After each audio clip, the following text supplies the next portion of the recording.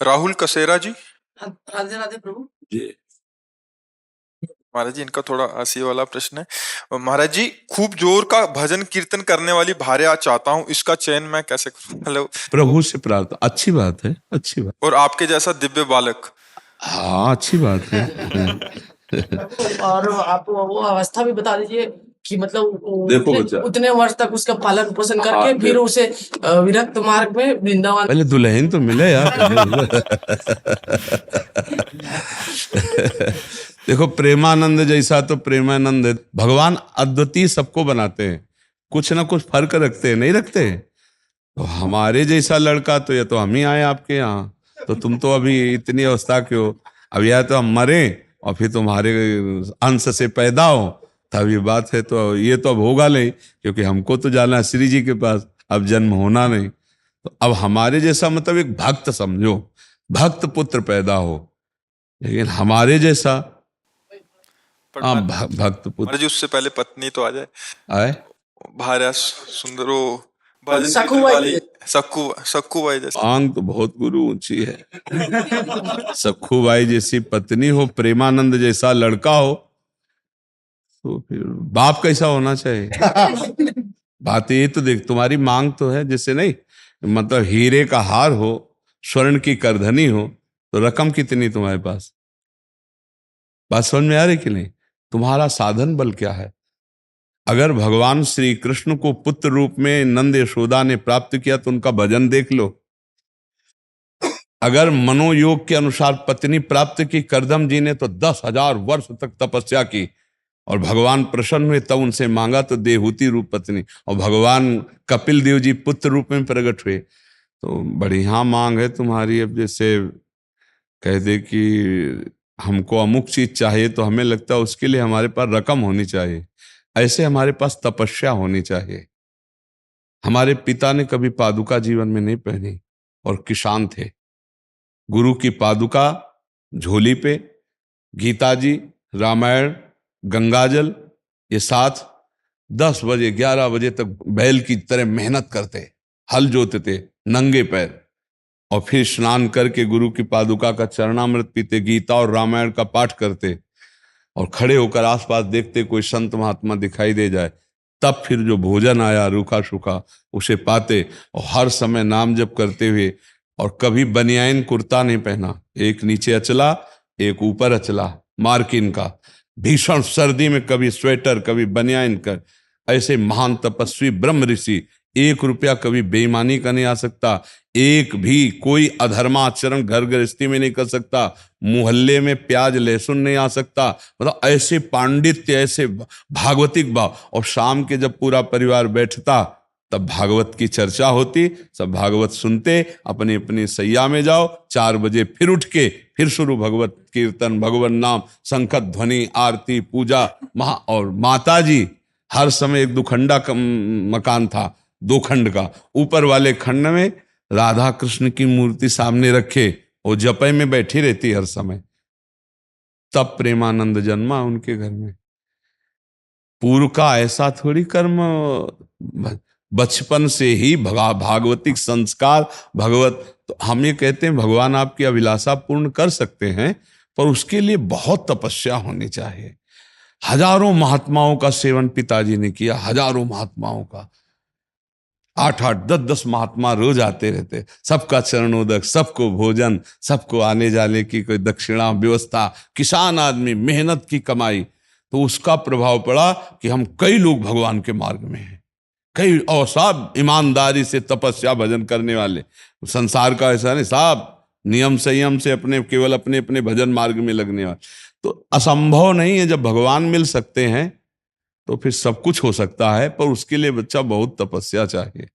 तो ऐसा सखूबाई जैसी, सखूबाई के लिए भगवान बंध गए, नहीं बंध गए, बंध करके स्वयं अपने को बंधन में डालकर सखूबाई बनकर उनके पति की सेवा, सखूबाई को मुक्त कर दिया।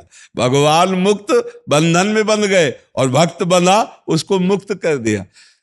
हमें लगता है तुम बच्चा थोड़ा सा ऐसी भावना करो कि भगवान कृपा करें, हमारे अनुकूल पत्नी दे दे, कोई भगवत भक्त पुत्र मिल जाए, ये बढ़िया है, ऐसा भाव करो। और हमारे अंदर सामर्थ्य नहीं तो फिर आशा मात्र से तो नहीं मिल जाएंगे। नहीं, एक आशा करो, आपको बाजार में जाके तो वहां आपको पैसा चाहिए। ऐसे ही संसार में सच्ची मानना, बिना भजन और पुण्य के बिना कुछ नहीं मिलने वाला।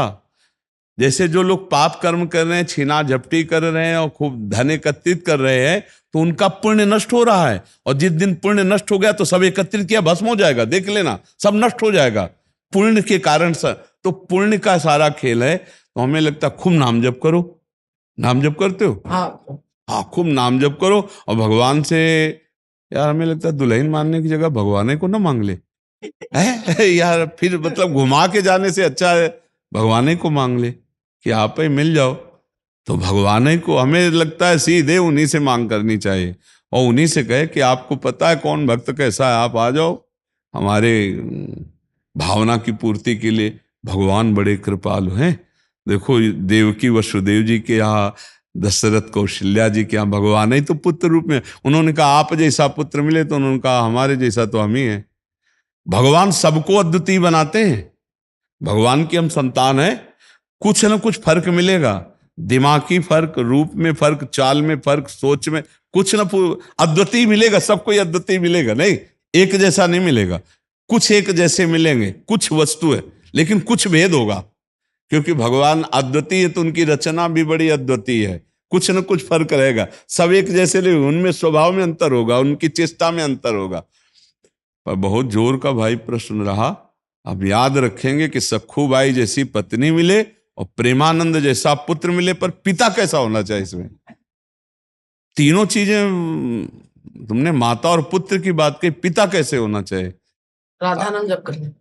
राधा नाम जप करो, डट के जप करो, डट के जप करो। कोई बात दुर्लभ नहीं, लेकिन मतलब अभी संसार में ये हो गया है प्रभु जी की, मतलब एक माँ जो है मतलब कि 4 बच्चों का पोषण कर सकती है, लेकिन 4 बच्चे मिलके एक माँ को पोषण नहीं कर सकते। इसलिए हम चाहते हैं कि थोड़ी भक्ता मिले, बस, और कोई डिमांड नहीं। थोड़ी भक्ता मिले ये तो चल जाता। आपने बहुत ऊंची बात कह दी ना। भावना करे तो थोड़ा सम्माननीय भावना करे। क्या भगवान में जैसा नीच अधम हूं, मेरे अनुसार कोई, मेरे मनोयोग के अनुसार पत्नी मिल जाए, और भगवान कोई ऐसा राष्ट्र भक्त, भगवत भक्त पुत्र के संयोग प्राप्त हो, तब तो बढ़िया बात। आपने बहुत हाई क्वालिटी की बात मांग करे तो चाह बहुत ऊंची कर दी, और माल पानी है नहीं आपके पास। तो ऐसा नहीं कि एक से एक तपस्विनी, एक से एक जितेंद्रीय साध्वी है। भगवान कृपा करे तो ऐसा भी संग मिल सकता है। पर बहुत सावधान होकर पहले खुद को तैयार करो ना। अच्छी आशा रखो, नाम जप करो, थोड़ा दंड बैठक मारो। करते हो कुछ व्यायाम?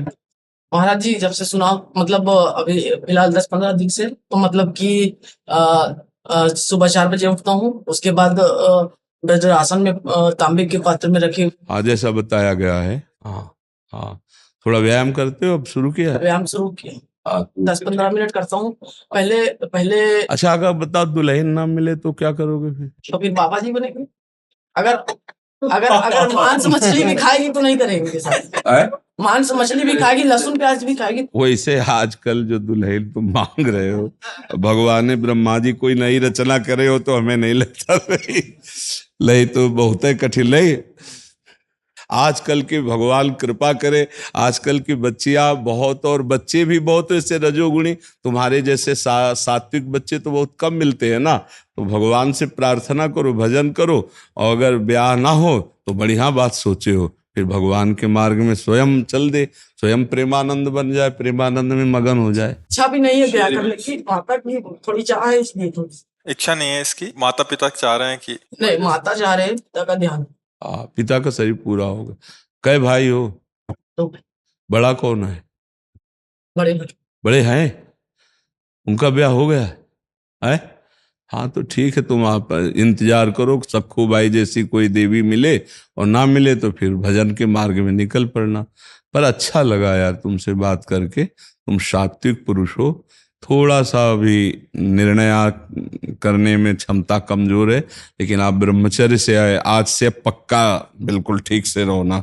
और अगर ब्याह हो, स्वतः ब्रह्मचर्य होता है, हम कभी अपनी चेष्टा से नहीं करते। हाँ ठीक है। आप क्या होता है बच्चा, जब प्रारंभ में हम स्वयं चेष्टा से नष्ट करते हैं उसका अभ्यास बन जाता है, वो फिर स्वाभाविक नष्ट होना। अगर प्रारंभ से ब्रह्मचर्य, जब तक गृहस्थी में न जाए तब तक ब्रह्म, तो जब गृहस्थी में जाएगा तो इसके द्वारा संतान भी बहुत बलिष्ठ और विवेकवान पैदा होगी। ब्रह्मचर्य बहुत अमोघ शक्ति है।